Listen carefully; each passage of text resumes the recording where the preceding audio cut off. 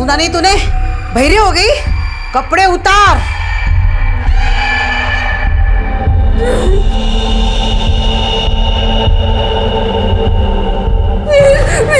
उतार।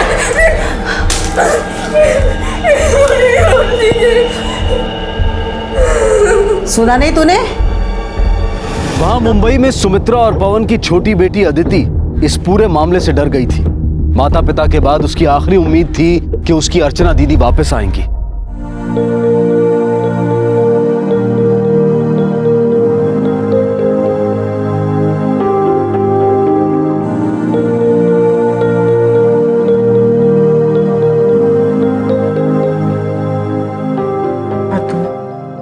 दोन घास खाऊंगे गपोरी। देखा तू, मैं तेरे लिए पोहे बनाए हैं, तुझे बहुत पसंद है ना? चल फटाफट खा ले।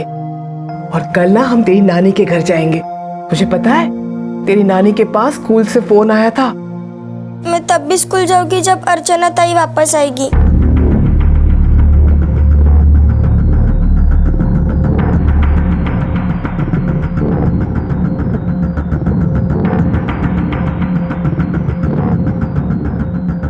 ये सब क्या है साहब? ये कुछ खिलौने और किताबें हैं अदिति के लिए। बेटा ये सब तुम्हारे लिए है।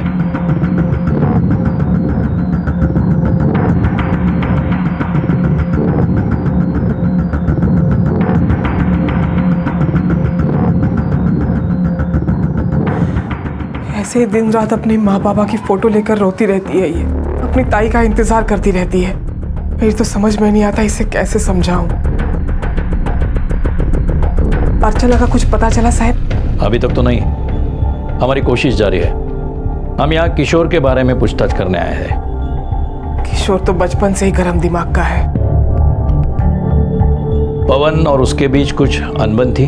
साहब झगड़ा किस घर में नहीं होता, लेकिन कभी सपने में भी नहीं सोचा था ये सब कुछ इतना बिगड़ जाएगा। मेरा भाई मेरा आखिरी सहारा था साहब।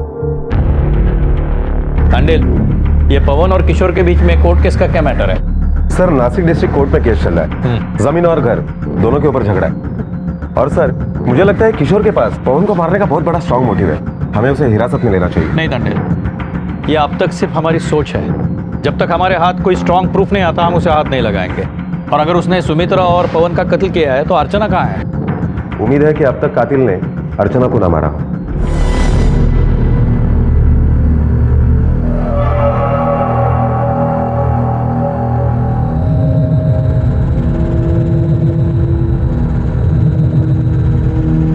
अरे वाह वाह वाह वाह वाह, नवरी नटली। ऐसे अच्छे बच्चों की तरह मेरी बात मानती तो मार क्यों खाती? अभी मेरे हाथों से मुंडवले बांधती मैं।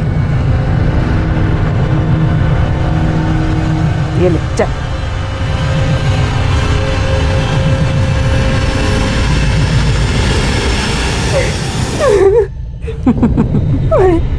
प्लीज मुझे छोड़ दीजिए।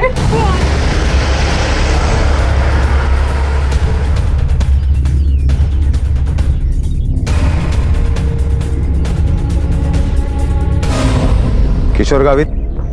ओह मीत किशोर, मुझे पता था आप यहाँ जरूर आओगे। जब तुम्हें पता था तो ये भी पता होगा अर्चना कहाँ है। माझा का संबंध साहब? पवन गावित के घर पे धमकी किसने दी थी? मेरे और पवन के झगड़े के बारे में सारा गांव जानता है। किस बात पर झगड़ा? उसने मेरे साथ धोखा किया था। लगभग 1 साल पहले हमारे बीच झगड़ा शुरू हुआ, जब पवन ने हमारी पुश्तैनी जमीन और घर मुझे बिना बताए बेचा और उस पैसे से मुंबई में घर खरीदा। बाबा ने मरते वक्त तो घर और जमीन मेरे नाम पर कर दी थी। मैं उसे बेचूं या गिरवी रखूं, मुझे किसी से पूछने की जरूरत नहीं है। मरते हुए बाप का जबरदस्ती से कागज पर अंगूठा लिया था तूने। अरे कुछ तो शर्म कर। तुझे जो कुछ करना है कर ले, मैं फूटी कौड़ी तक नहीं दूंगा। लाख समझाने पर भी वो नहीं माना, इसलिए मैंने उस पर कोर्ट में केस ठोक दिया। और जो केस पवन जीतने वाला था, क्योंकि उसी के पास सारे सबूत और कागज थे, इसलिए गुस्से में आकर तूने पवन को और उसकी बीबी को मार डाला। नहीं साहब, असल में कोर्ट कचहरी के इस झंझट में हमारा बहुत खर्चा हो रहा था, जिसमें हम दोनों के वकील का पेट भर रहा था। इसलिए मैं उसके पास गया था सेटलमेंट करने के लिए, लेकिन वो कुछ भी सुनने के लिए तैयार नहीं था।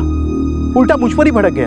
जा जा, नहीं तो मैं ही धक्के मार के घर से निकालूंगा। मुझे धक्का देगा तू? हाँ हाँ, याद रखूंगा तुझे, और इसका हिसाब भी तुझे देना होगा।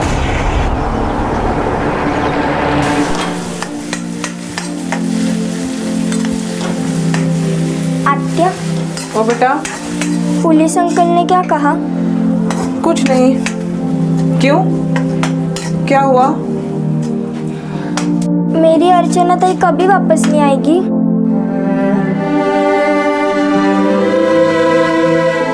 नहीं बेटा, तेरी ताई वापस आएगी। नक्की?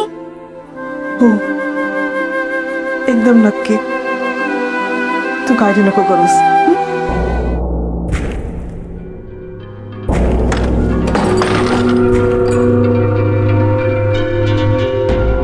आपने जैसा बोला ना, वो सब बंदोबस्त किया मैंने। अब विधि शुरू कर सकते हैं।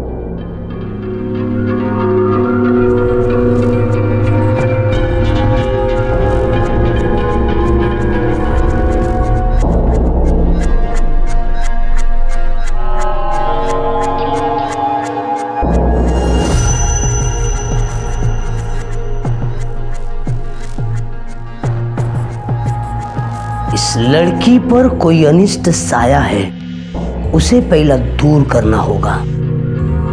इस लड़की को पीड़ा से गुजरना होगा। वो पीड़ा ही इसे निर्मल बनाएगी।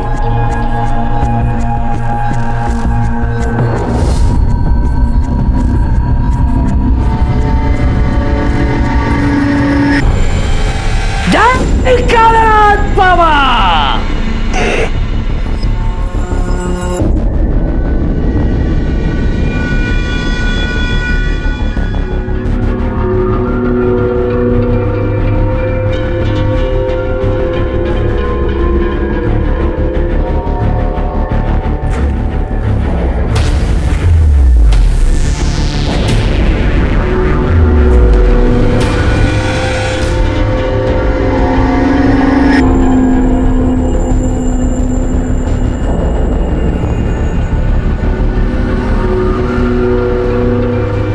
ये क्या है बाबा?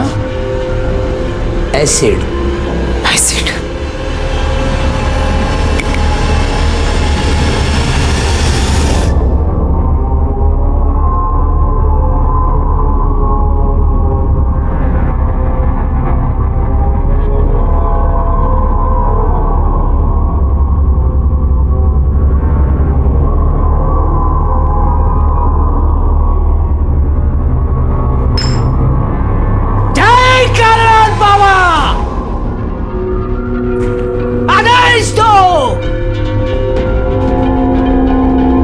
आदेश दो।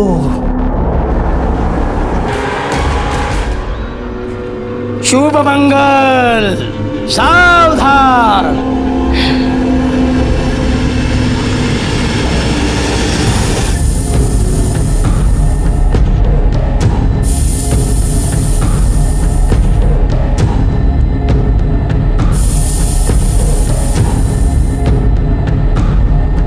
पहनाओ, पहनाओ,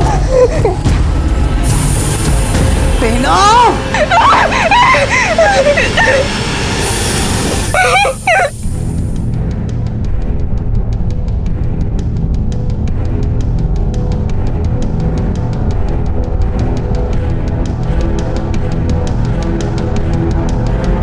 अब काले बाबा की तरफ से हम हार पहनाएंगे।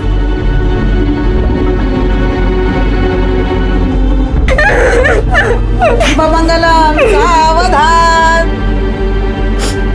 विवाह की विधि तो संपन्न हुई, बस एक और बड़ी विधि बाकी है। एक बार वो हो जाए तो इस लड़की का शुद्धिकरण पूरा हो जाएगा। वो औरत और तांत्रिक आखिर अर्चना के साथ क्या करना चाहते थे, और अर्चना की किसी सांप के साथ शादी कराने के पीछे वजह क्या थी, और रुक्मणी की अर्चना से क्या दुश्मनी थी। अब यहाँ पुलिस को अर्चना के बारे में एक और सुराग हाथ लगा था, नासिक में उसका बॉयफ्रेंड। पुलिस को अब उस लड़के को ढूंढना था जिसका नाम तक उन्हें नहीं पता था। पुलिस की इन्वेस्टिगेशन अब एक डेड एंड पर आकर रुक सी गई थी। किशोर पर नजर रखी जा रही थी, लेकिन कुछ खास और पुख्ता हाथ नहीं लग रहा था।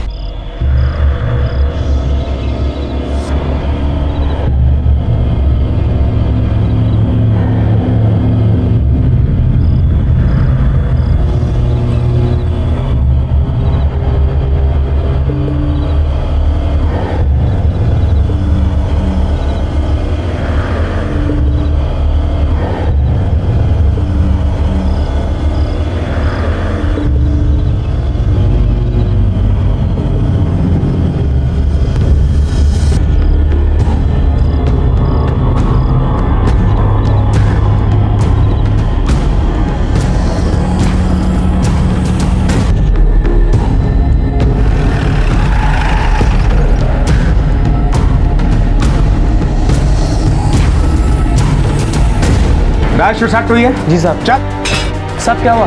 चल पता चल जाएगा। साहब मुझे छोड़ दीजिए, मैंने क्या ले किया? चलो। साहब मैंने कोई गलती नहीं की साहब। साहब छोड़ दीजिए साहब मुझे। ये राजा शॉट। साहब आप मेरी बात सुनते क्यों नहीं साहब? मैंने किसी को नहीं मारा साहब। अर्चना गावित को जानते हो? लेकिन साहब। हाँ या ना? हाँ साहब। कहाँ है वो? मुझे कैसे पता होगा साहब? लफड़ा था ना तेरा? कैसा? लेकिन साहब। देख, हाँ या ना? हाँ साहब, बहुत प्यार करता था मैं अर्चना से। फिर झगड़ा क्यों हुआ? साहब वो तो बहुत पहले ही गांव छोड़कर मुंबई चले गए थे। वहाँ पर साहब उसने एक दूसरे लड़के को फंसा लिया। बहुत पैसे वाला था साहब। वहाँ जाके उसके रंग ढंग ही बदल गए साहब। गुस्सा तो बहुत आया होगा तुझे। गुस्सा क्यों नहीं आएगा साहब? वो दारू पी के थोड़ा दिमाग घूम गया साहब। और फिर दारू के नशे में तूने मुंबई जाकर उसे धमकी दे दी और उसी गुस्से में तूने उसके माँ बाप को मार डाला, उसे अगवा किया। क्यों? भगवान कसम मैंने ऐसा कुछ भी नहीं किया साहब। 23 फरवरी को कहाँ था तू? 23 फरवरी को मैं नासिक में ही था साहब। अच्छा, इतने जल्दी याद आ गया उसको? रट्टा मार के आया क्या? नहीं साहब, 23 फरवरी को मेरा जन्मदिन था और इसीलिए मुझे पूरा याद है साहब। मैं नासिक में था अपने दोस्तों के साथ। राजा के पास पुलिस के हर सवाल का जवाब था। पुलिस का शक राजा पर बढ़ता जा रहा था क्योंकि कत्ल की रात राजा नासिक में ही था और यह बात पुलिस को उसके मोबाइल फोन के लोकेशन से पता चली थी। वहीं दूसरी तरफ अर्चना ब्लैक मैजिक का शिकार बन रही थी, लेकिन अब तक ये नहीं पता चल पा रहा था कि आखिर वो लोग उसके साथ करना क्या चाहते थे। आज अमावस्या है। कल इस लड़की का कालीनाथ बाबा के साथ विवाह संपन्न हुआ। आज कालीनाथ बाबा के साथ इसका मिलन होना बहुत जरूरी है। बाबा, इस नाग के साथ लड़की का मिलन कैसे होगा? मैं हूं ना। हाँ? कालीनाथ बाबा का भक्त।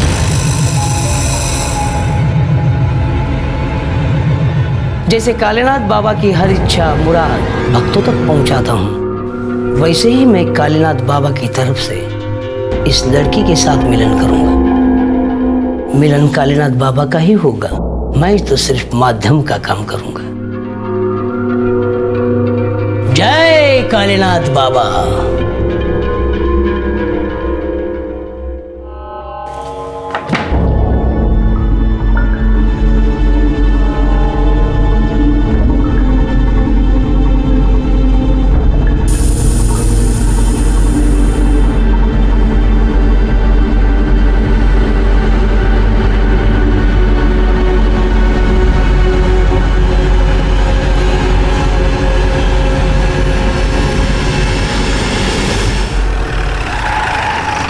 राजा कुछ बोला? कुछ खास नहीं sir. What about Kishore? Sir ये किशोर ये जंत्र मंत्र तंत्र ये काली विद्या इनमें बहुत विश्वास रखता है। मुझे लगता है हमें राजा पर फोकस करना चाहिए क्योंकि उसी के पास अर्चना और उसके घर वालों की हत्या करने का स्ट्रॉन्ग मोटिव है। लेकिन सर उसके साथ जब भी पूछताछ की गई है कोई ऐसी वजह सामने नहीं आई है। राजा और अर्चना के बीच झगड़े की कोई वजह? जावेद का पैसा? नहीं तांडेल, जैसे सरिता ने कहा उस हिसाब से अर्चना और राजा के बीच झगड़ा यहाँ हुआ था, उसके बाद वो मुंबई आई और जावेद उसे मिला। इस बारे में गांव वालों से राजा के दोस्तों से बात करनी पड़ेगी। Okay sir. राजा सिरसाट को जानता है? बचपन से साहब एक ही स्कूल में थे हम। क्यों, क्या हुआ साहब? राजा ने कुछ लफड़ा किया है क्या? क्यों? राजा क्या हमेशा लफड़ा करता है? ऐसी बात नहीं साहब, पहले तो सब अच्छा था, लेकिन जब से वो अर्चना ने उसे छोड़ा है तब से थोड़ा सा हिला हुआ है। किसी बात पर झगड़ा हुआ उन दोनों में? कुछ नहीं, बस ऐसे ही मुंबई चली गई। लेकिन झगड़ा तो उसके मुंबई जाने के पहले हुआ था। मतलब? देख प्रमोद, अपने दोस्त को बचाने के चक्कर में तू खुद फंसेगा। उससे अच्छा ये होगा तू जो कुछ भी सच जानता है बता दे। जस्ट हमारा कॉलेज खत्म हुआ था और मुझे पता था कि राजा अर्चना को पसंद करता है। चलो बाय। सुनो ना, मुझसे बाय नहीं बोला जाएगा। स्माइल दे दो ना। क्या कर रहे हो? कोई देख लेगा। तू देखने दो, डर लगता है मुझे किसी से। अच्छा बाबा लो। बाय। क्या बात है राजा, आखिर तूने शिकार कर ही दिया। तमीज से बात कर, तेरे होने वाली भाभी है वो। तो आगे इरादा क्या है? इरादा क्या है? बस उसके घर पे जाना और उसके बाबा से उसका हाथ मांगना। लेकिन राजा तू शादी कैसे कर सकता है? राजा क्या पहले से शादीशुदा था? नहीं साहब। तो फिर वो शादी क्यों नहीं कर रहा था? वो बात नहीं है साहब, वो क्या है ना, जल्दी बता। राजा को वो वाला प्रॉब्लम है वो वाला मतलब? साहब, वो राजा को नामर्दांगी वाला प्रॉब्लम था। तुझे कैसे पता? मैं राजा का बचपन का दोस्त हूँ ना साहब, और उसने सिर्फ मुझे ही बताया था, और मैंने इंटरनेट पे डॉक्टर का नाम सर्च करके उसे बताया था। तो राजा गया था डॉक्टर के पास? अकेले जाने के लिए वो डर रहा था, तो वो वहाँ भी मुझे साथ लेके गया था। लेकिन सर, राजा का बैड लक था। वहाँ क्लिनिक से बाहर आते वक्त राजा को अर्चना के बाबा ने देख लिया था। सच पूछो तो सारा लफड़ा वहाँ से ही शुरू हुआ था। लफड़ा? क्या हुआ था? झगड़ा वगड़ा हुआ था, ऐसा सुना था, लेकिन क्या हुआ था वो मुझे मालूम नहीं सर। रुक्मिणी भाई, अब तुम अंदर आ सकती हो।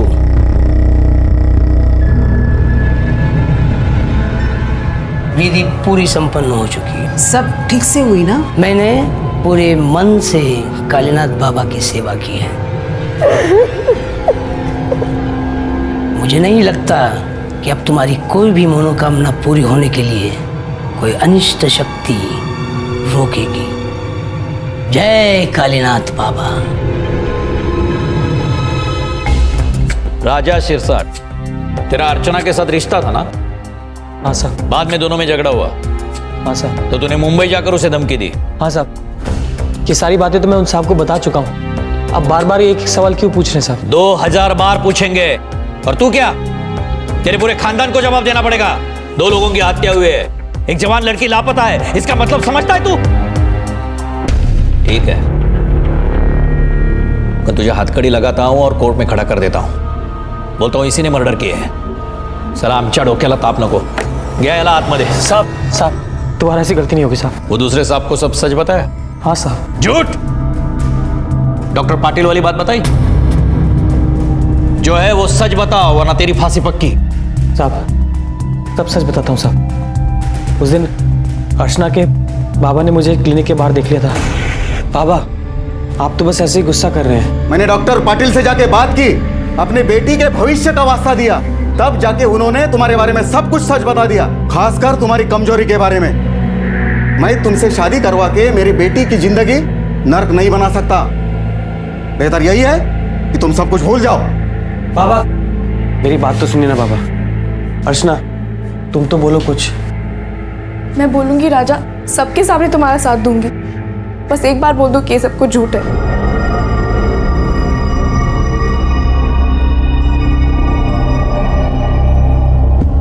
मैंने तुमसे सच्चा प्यार किया है राजा, और तुमने मुझे इतना बड़ा धोखा दिया।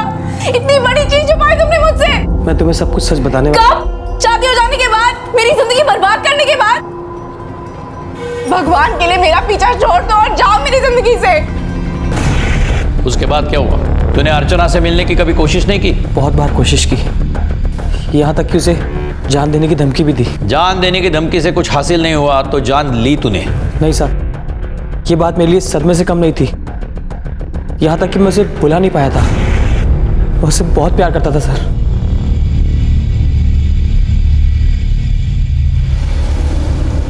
अर्चना, अर्चना, मेरी बात सुनो ना अर्चना। अर्चना, डॉक्टर ने कहा सब कुछ ठीक हो जाएगा और मैं तुम्हें बहुत प्यार से रखूंगा अर्चना। अर्चना, मेरा रास्ता छोड़ो राजा। अर्चना, मुझे एक मौका तो दो अर्चना। इसके बाद भी अगर तुमने मुझे तकलीफ देना नहीं छोड़ा ना, तो सबके सामने तुम्हारी सच्चाई का तमाशा बना दूंगी मैं। उसके बाद तूने अर्चना का पीछा छोड़ा नहीं?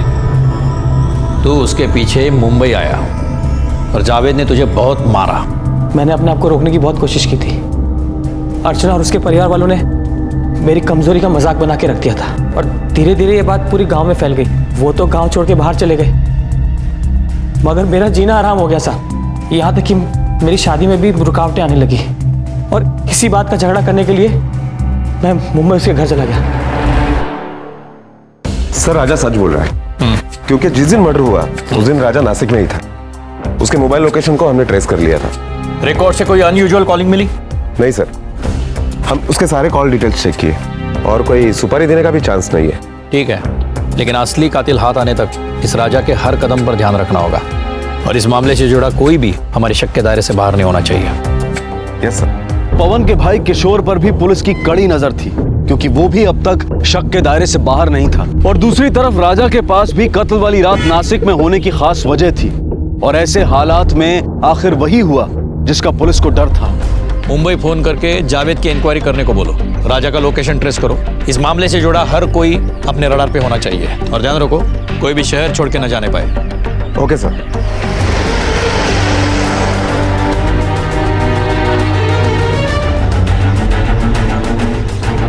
चलो, क्या हुआ साहब? मैंने क्या किया? पवन, सुमित्रा और अर्चना गावित की हत्या के शक में हम तुम्हें अरेस्ट करते हैं। मेरी बात तो सुनिए साहब। काले जादू का बड़ा शौक है ना तुझे? चल अभी असली जादू दिखाता हूँ। साहब मेरी बात तो सुनिए।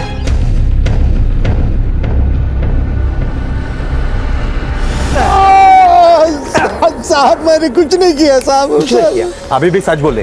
पवन, सुमित्रा और अर्चना को तूने ही मारा है ना? नहीं साहब, मैंने नहीं मारा साहब। सर, अर्चना का पीएम रिपोर्ट।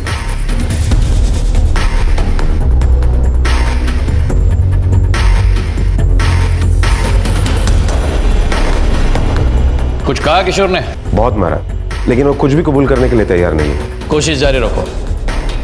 सरिता ने बॉडी को आइडेंटिफाई किया है। बॉडी अर्चना की ही है। पीएम रिपोर्ट के हिसाब से उस पर रेप भी हुआ है। लेकिन सर, किशोर तो उसका चाचा है। सर, चाचा ने अपने भतीजे के ऊपर? इस केस में जरूर कुछ है जो हम मिस कर रहे हैं। ये गुत्थी एक ही तरह से सुलझेगी। कौन के? इस एरिया में ऑपरेट करने वाले मांत्रिक, काला जादू करने वाले बाबा लोगों की इंफॉर्मेशन मुझे जल्दी चाहिए। सर, एक मांत्रिक है जिसे हमने 2 बार अरेस्ट किया था। दोनों बार हमें शक हुआ था कि उसने लड़के के साथ जबरदस्ती की है, लेकिन उन लड़कियों के घर वाले उसे बचा रहे थे। क्या बाबाला उचला आता?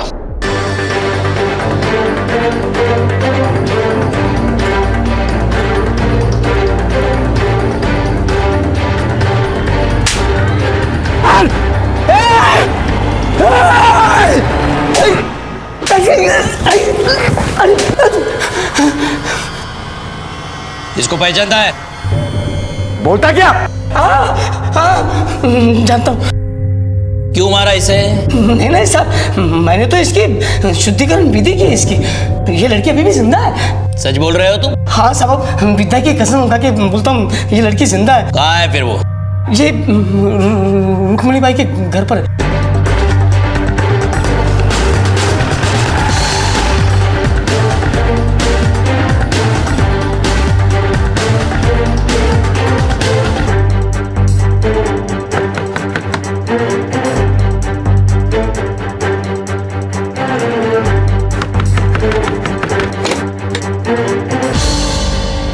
रुक्मिणी भाई। हाँ मैं हूँ, बोलो क्या काम है?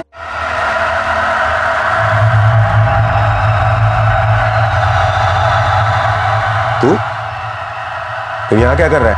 मतलब उसी का घर है, बेटा है मेरा वो। अच्छा। हाँ। अरे अर्चना कहाँ है? कहाँ है अर्चना? साहब मुझे नहीं पता सर। तुझे नहीं पता? झूठ बोलता है। अरे नलवी, क्या हाल? और इससे भी लेके जाओ। अरे सुनो, अरे सुनो।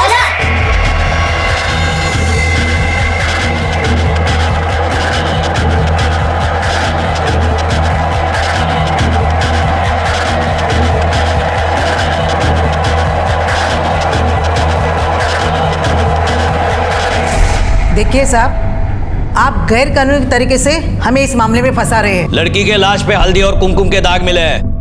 तुम्हारे घर के कमरे में भी मिले हैं। हल्दी और कुमकुम के दाग मिले ना, इसका मतलब ये नहीं होता कि हमने उस लड़की को मार डाला। ये कायदे कानून हमें भी पता है। तो क्या इतने सारे हल्दी और कुमकुम से तुम लोग क्या घर में होली खेल रहे थे?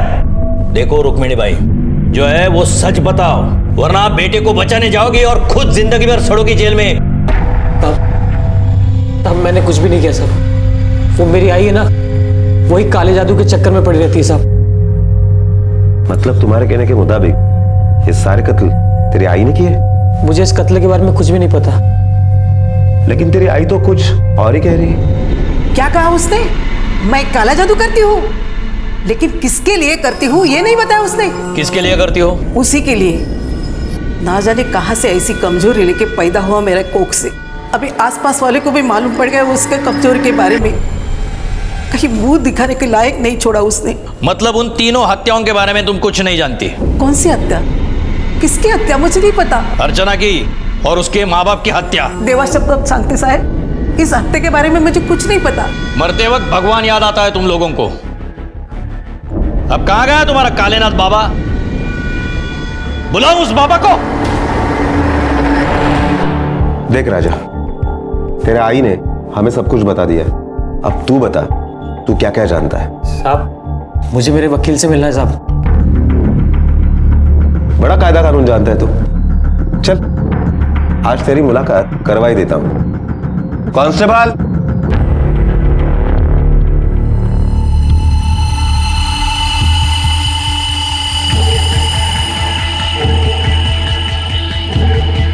रुक्मिणी भाई, अब तो सच बताओगी या और किसी को मिलना बाकी है? अब इतना कानून तो आप भी जानती है। पहचाना इसे? हाँ साहब, यही है। इसी ने मेरी दुकान से 3 सूटकेस खरीदे थे। देखिए सर, बहुत बढ़िया बैग है सर। लेकिन साहब ये अकेला नहीं था, इसके साथ और भी एक बंदा था। अब तू बताता है वो कौन था? सच उगलवाने के और भी तरीके आते हैं हमें। बताता हूँ साहब, सब सच बताता हूँ। साहब, मैंने तो आपकी मदद की है साहब। बोल, और कितने सबूत और गवाह चाहिए तुझे? बोलता है कि हाँ, मैंने मारा उन तीनों को। बर्बाद कर दिया था उन्होंने मुझे, कहीं पे भी मुंह दिखाने लायक नहीं छोड़ा। और मुझे जब पता चला कि वो मुझे बर्बाद करके जावेद से निकाह करने वाली है, मेरा खून खौल उठा। मैंने तय कर लिया था कि अगर मैं खुश नहीं हूं तो उसे भी खुश रहने का कोई अधिकार नहीं है। और उसी दिन शाम को मैं उसके घर चला गया। मैंने पता कर लिया था कि वो हर शाम एक डेयरी से छाछ मंगवाते। अरे भैया, ये छाछ लेके गवेद साहब के घर पे जा रहे हो क्या? जी हाँ। लाइए, मैं देता हूँ उनको। अरे डरिएगा नहीं, मैं उन्हीं का भांजा हूँ। वैसे भी आप ही का इंतजार कर रहा था, काफी मेहमान आए हुए हैं। लाइए, मैं उनको देता हूँ। पुलिस को खोल।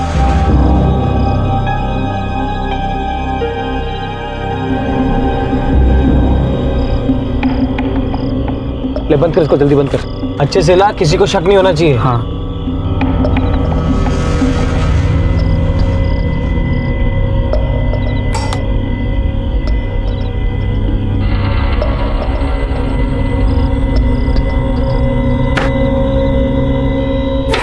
जी, लीजिए छाछ। आप कौन?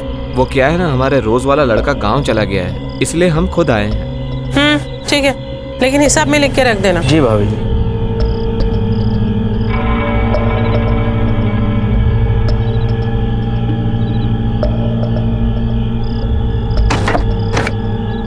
हो गया? हाँ।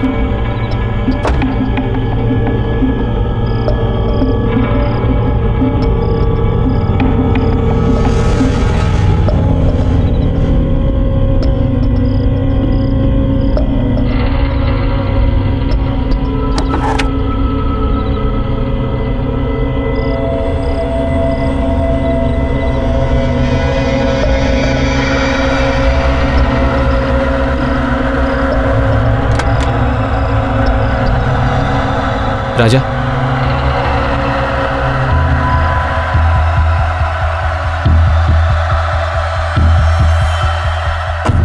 नींद की दवाई असर कर चुकी थी, तीनों लगभग बेहोश हो चुके थे। हमारा काम आसान हो चुका था। बहुत कुछ भरा हुआ था दिल में साहब, सबका सब बाहर निकल गया। तुम चाहते तो अर्चना को वहीं मार सकते थे, उसे नासिक क्यों ले आए? बाबा ने हमको बताया अगर कुंवारी लड़के के साथ कुछ विधि करे तो राजा की कमजोरी दूर हो जाए, लेकिन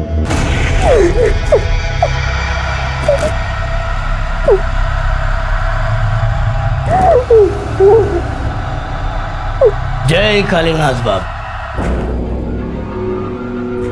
बेटा कुछ सुधार हुआ? नहीं बाबा। ये सब क्या है बाबा? आपने जैसे कहा, जो कुछ कहा वो सब हमने किया। हमारी विधि सफल नहीं हुई, इसका कारण ये लड़की है। इसका मतलब ये वारिनी है। अब ये लड़की हमारे किसी भी विधि के लायक नहीं है। अब जो निर्णय लेना चाहे ले सकती है।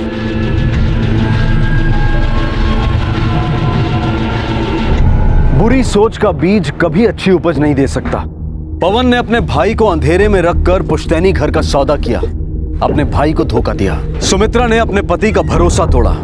सिर्फ पैसे के लालच में अपनी बेटी का रिश्ता करने चली थी वो। सबसे बड़ा गुनहगार था राजा, जिसने 3-3 जिंदगियां खत्म कर दी जिसका उसे कोई हक नहीं था। आज भी हमारे देश में ब्लैक मैजिक जैसी अंधश्रद्धाओं पर विश्वास किया जाता है और बाबा और तांत्रिक जैसे लोग इस अज्ञान का फायदा उठाते हैं। जब तक हम इन कुप्रथाओं के जाल में फंसे रहेंगे तब तक हम अपने समाज को आगे नहीं ले जा पाएंगे। विश्वास और अंधविश्वास के बीच एक लकीर है और उस लकीर को समझना बेहद जरूरी है। राजा और प्रमोद के स्टेटमेंट्स के अनुसार पुलिस ने अर्चना और पवन के सर ढूंढ निकाले, लेकिन बुराई के इस खेल में अदिति, एक मासूम बच्ची, पूरी तरह से अकेली रह गई, जिसका इन सब बातों से कोई संबंध नहीं था। अब उसकी बुआ सरिता ने उसकी जिम्मेदारी ली है।